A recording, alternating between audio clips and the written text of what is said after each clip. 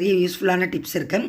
நேற்று ஈவினிங்லேயே நான் வந்து ஆஞ்சநேயர் கோவிலில் நேற்று மூல நட்சத்திரம் வடமாலைக்கு ஆஸ் யூஷுவல் எவ்ரி மந்த் கொடுத்துருவோம். நிறைய பேர் வடமாலைக்கு கொடுக்குறாங்க. அந்த ஆஞ்சநேயர் ரொம்ப வரப்பிரசாதமாக இருக்கிறதுனால கேட்டதெல்லாம் கொடுக்கறதுனால எல்லாருமே நிறைய பேர் வடமாலை சாத்துறாங்க. எவ்ரி மந்த் 500 ருபீஸ் நிறைய வடை கொடுப்பாங்க.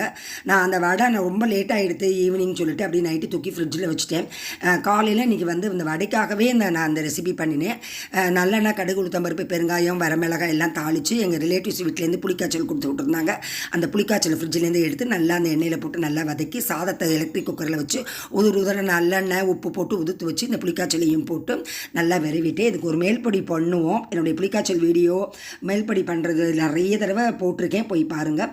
இன்றைக்கி வந்து நிறைய நாங்கள் வாக்கிங்கில் வந்து நிறைய டிஸ்கஷன் பண்ணுறது என்னென்னா, இந்த சுட்ட எண்ணெய், அதாவது பாயில் பண்ண எண்ணெயை வந்து யூஸ் பண்ணலாமா கூடாதா அப்படிங்கிறது தான். பாயில் பண்ண எண்ணெயை அது எனக்கும் சயின்டிஃபிக்காக தெரியலை. பட் எங்கள் அம்மாலாம் யூஸ் பண்ணுவாங்க ரொம்ப மாதத்துக்கு. அதெல்லாம் ஒன்றும் எங்கள் உடம்புக்கெலாம் ஒன்றும் பண்ணலை. பட் இப்போ உள்ள நிலைமைக்கு உடம்புக்கு ரொம்ப கெடுதிங்கிறாங்க. இப்போ உள்ள ஆயிலினுடைய வாக்காக இருக்கலாம். பட் நான் வந்து நான் எப்படி பாயில் எண்ணெயை வந்து பண்ணுவேன் அப்படிங்கிறத தான் இன்றைக்கி காமிச்சிருக்கேன். நிறைய வடகம் முதல்ல பொரித்து எடுத்துருவேன். ஏன்னா எங்களுக்கு எல்லாத்துக்குமே எனக்கும் ரொம்ப பிடிக்கும் வடகம்.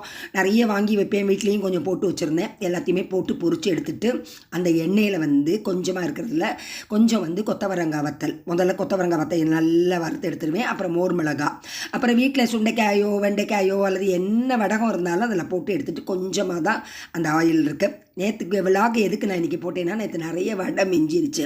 நைட்டு 8:30 ஆனதுனால கொஞ்சம் சாப்பாடு டிஃபன் வெளியே வாங்கி சாப்பிட்டுட்டோம்.